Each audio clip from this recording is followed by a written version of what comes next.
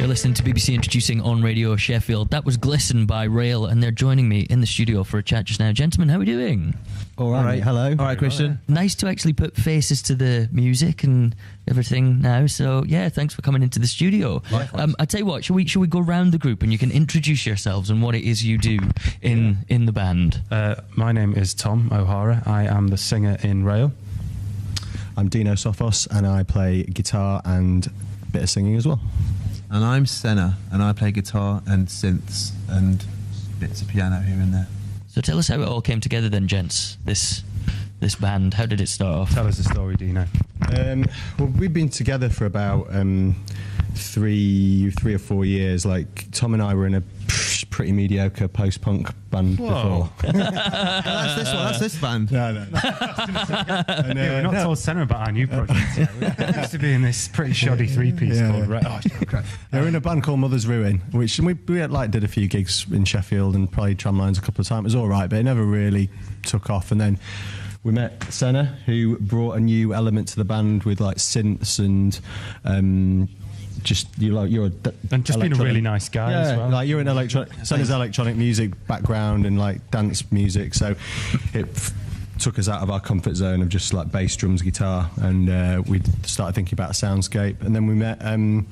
We sent a few tracks to a producer in Sheffield called Dean Honer, who's quite got a really impressive CV round here. Like, he's in the guy behind Moon Landings now and I Monster and All Seeing Eye, and he did that like Tony Christie Walk Like a Panther song. He's done loads of stuff, and we sent some stuff for him for mastering, and he was like he liked it, and then he's now ended up producing us. So it's gone from there really. And some of the stuff we're recording at the minute, Dean is in the production chair. So there's lots more exciting stuff to come actually. And are you happy with the progress of how it's gone so far then? Because you seem to have had some very positive feedback thus far with regards to your music. So yeah, it's been great actually, and in no small part thanks to yourself actually. You're the first one to break it. So since then it's actually it's gathered a lot of momentum. Yeah, you had the first radio play of any RALE song ever. So yes. Yeah, you did. Yeah, and that was Sprinkle with Rust, and actually that's gone really well. So that's carried on sort of getting play on the radio, but. What's quite nice about it actually is Sprinkle with Rust was one that we wrote probably a couple of years ago now. So it's nice that it's something we did a couple of years ago has had such a positive response, but actually I'm pretty confident that we've been progressing a lot even since then. So a lot of the other stuff that's on its way soon is going to sort of really hone our sound even further and hopefully will be enjoyed as well. I remember hearing Sprinkle for Rust with get my words out. Sprinkle with Rust. Somebody called it Sprinkle with Dust once. Yeah. Brilliant. Yeah, I remember hearing it for the first time, and it's one of those. Obviously, we get hundreds upon hundreds of tracks through to this show on a monthly, if not weekly basis sometimes. And there's occasionally that one thing that just really, really sticks out. And Sprinkle with Rust was one of them for me. I really struggled to pigeonhole it into anything that I was currently listening to. Once you go back, it's easy enough to be able to say it sounds a bit like this or a bit like this. There's elements of Joy Division or whatever. But in terms of what I'm listening to at the moment, there's really not much out there in terms of what we're getting through to the show of that kind of type of music that you're making. How did you come to that point to decide to make a sound like that? Was it a natural? Did it just happen? It was quite natural actually, because even though Dino quite unfairly branded our previous project, Mother's Ruin, as mediocre. By the way, modesty isn't all that fashionable. So I'm going to say a big part of our sound now is actually formed by me and Dino actually being in a room with. At the time I was playing bass and he was doing his guitars, and then Senna coming on board with his sort of dance music pedigree. It just kind of naturally happened. Took shape. I think actually some of the riffs in Sprinkle with Rust were evident in one of the songs we had towards the end of Mother's Ruin before Mother ruined and salvaging the best bits. So actually that's what I mean. It was quite early on in RALE's existence that Sprinkle with Rust came together. Yeah. But I think the recorded version you hear now, that has some of the more recent elements of our sound in. You know, like the actual bare bones of the song was written early on, but we've kind of, you know, as we've evolved our soundscape, that's you know what you hear. And also, yeah, it's funny because there's quite a contrast because you got Sprinkled with Rust and, you know, Big Town and Moneymaker and that, and there's a common thread obviously being the writing and Tom's voice, but they're quite different songs in that. Big Town is an out-and-out rock tune, basically. You know, it's a Smashing Pumpkins, it's a nod to Smashing Pumpkins, essentially.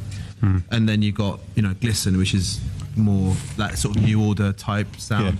And I guess even now we're still evolving it, and when it all comes together in one elegant package towards the end. And I think the thing that's important is that we don't set out to be like, we want to sound like, we want to have an 80s sound, or we want to sound like Joy Division or White Lies or whatever. We don't do that. We play our instruments. We've got a lot of wide range of influences. We all like disagree about music sometimes, about what our influences are.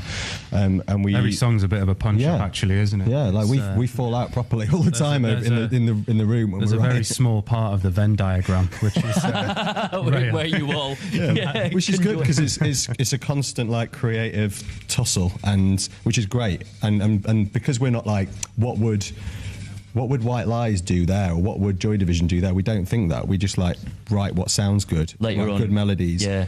Tom writes incredible lyrics, I think, which are a big part of the song, and then we go and try and do it live, and we work with great people who we respect, and it all comes together. I think actually one of the big differences we do have with some of the sounds that we have been compared to sort of contemporary bands like Editors, White Lies, Joy Division, that sort of thing, is the sort of lyrical content. It is different because it's we're not, you know, some of those bands actually, they sort of get in that zone and they think that the lyrical content that goes alongside that sound is quite wallowy and quite sort of miserable, and actually we're not naturally those kind of personalities. So actually a lot of our lyrical content is more sort of reveling like the absurdity of life, rather than going, oh god, this is rubbish. Because it's not. It's great. We're in a band together and it's great. We got asked this in Prague the other day when we were doing an interview on Czech radio. And actually, it was quite nice in Prague to be able to say, well, actually, a lot of our lyrical content is a nod to things like Franz Kafka, you know, being from Prague, because there's just like a sort of, there's a realism, but then it's combined with like a massive sort of element of black humour and absurdity to it, which you can hear in Sprinkle with Rust as well. You know, like things about Napoleon tickling people during his 100 Days War and stuff like that. And the other thing is me post-rationalising, trying to make it sound smarter than it is. The other thing as well is like, the reality is it's just absurd. Everybody before listening to this interview thought there was great depth to it, and you're just like, no, it's just absurdity. Yeah, just splurge onto the page some words and then follow them. Senna, I wanted to ask you. Obviously, these guys got you on board from a dance music background, which took them out of their comfort zones. Is this the first time you've worked in this type of environment with a band, as opposed to just producing music as you know, the dance? No, actually, when I was 21, I was at music college, and I 5 years ago. Yeah, that's right. Yeah, quite recently, I was in a band with a bunch of guys, and I mean, we weren't a rock band, but we had a rock drummer, but we basically did sort of like indie alternative music for a few years, and so I've worked with bands quite a lot. I mean, as a session player, I've worked with a guy called Akala, who's a UK hip hop artist, and I've worked with Aqualung and Paul Oakenfold and BT and Chicane. I was on Chicane's last album as a singer and writer. And so I've done quite a large spread of different genres, and it's pretty eclectic. But working with the guys was really natural because I've been involved in dance music for such a long time. I find myself that the textures and sounds that you can create with synths, designing synths, are so much broader than the sounds you can get from a guitar or bass or whatever, you know.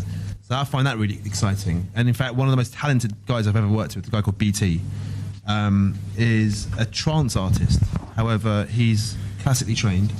He's one of the smartest guys I've ever met, and he's incredible because he's kind of the same view that sonic soundscapes, they're so much more interesting when you can design them and achieve a sound that's in your head through technology, really. So yeah, it's a good fit, really. Yeah, incredible. And as for gigs and stuff, then gents, is there any more in the pipeline up this neck of the woods? If anybody's listening and they want to come and see you in Sheffield, because you kind of split your time between Sheffield and London and just all over the place. Yeah, really, don't you? in terms of band stuff, we record everything here, and we're playing a lot of shows here. So actually, while you're on air currently, we're probably playing a gig. Round at Plug tonight, yeah. Plug. And we're playing in the Rocking Chair on the 4th of March. Like we've been recording a hell of a lot of stuff. We've got like an album's worth and probably more of songs ready, and we wanted to do that before we started smashing the gigs and getting out there live. Yeah. So we're now like focusing a lot on our live show, which is a really important part to us, and it goes back to what we were saying before about this kind of perceived sound, like, oh, they're a post-punk band, they're a bit gloomy and moody and miserable. And some people came to see us recently, like one of our mates actually. It was like, do you know what, with your sound I thought Tom would be a bit more like just kind of fixed on the spot and looking a bit gloomy and somber and a bit like, somber. And I was like, no, because that's not us. Like Tom's like, I don't really know. I wear pants on my head. I don't really know how to describe his stage moves, but they're pretty interesting.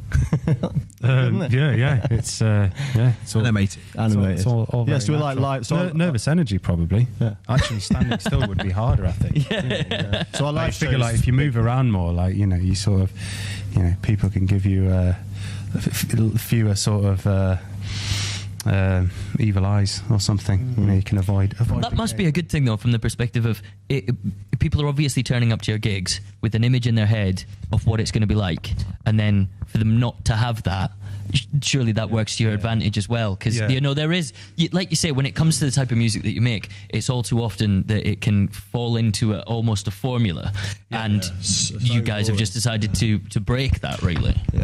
We're trying our best. I guess that's the thing. It's great if people do come to our gigs and sort of as a bonus they discover that we're not like they expected we would be, but hopefully they'll still enjoy it. Yeah. This friend in particular didn't actually, so hopefully that's not replicated across the board throughout the UK.